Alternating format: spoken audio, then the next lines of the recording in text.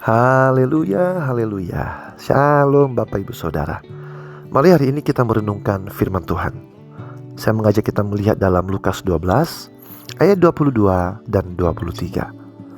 Yesus berkata kepada murid-muridnya, "Janganlah khawatir akan hidupmu, akan apa yang kamu makan, dan janganlah khawatir pula akan tubuhmu, akan apa yang hendak kamu pakai.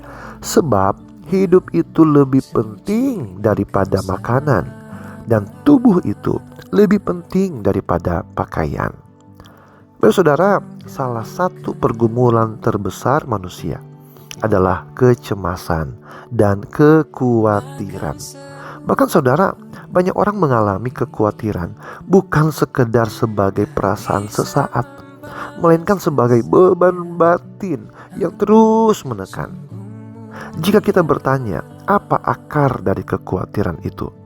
Seringkali jawabannya sederhana, namun sangat dalam.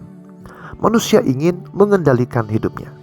Kita ingin memastikan semuanya berjalan sesuai rencana, sesuai harapan, sesuai kehendak kita.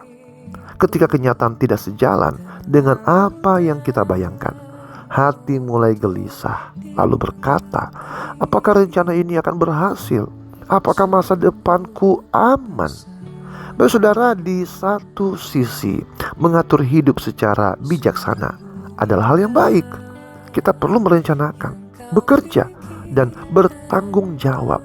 Namun saudara, ketika keinginan untuk mengontrol menjadi berlebihan, seolah-olah seluruh hidup harus berada di genggaman kita, disitulah kekhawatiran bertumbuh.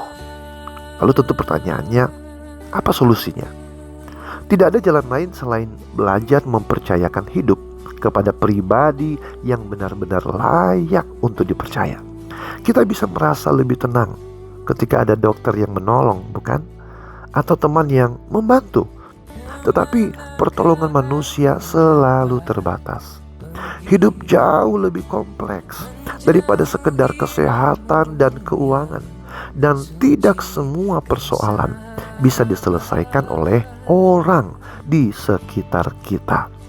Karena itu Bapak Saudara, hanya ada satu pribadi yang dapat kita percaya dalam segala hal dan dalam segala keadaan.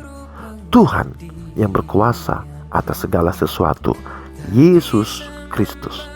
Ia mengundang kita untuk mencari kerajaan Allah terlebih dahulu, mengutamakan kehendaknya, dan menyerahkan masa depan ke dalam tangannya.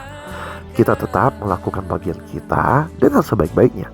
Tetapi untuk hal-hal di luar kendali kita belajar berserah. Bapak Saudara, Tuhan tahu kebutuhan kita, mengasihi kita, dan akan menyediakan pada waktunya, waktu Tuhan. Jadi mari janganlah khawatir, percayakanlah hidupmu kepada Tuhan. Tuhan Yesus memberkati. Shalom.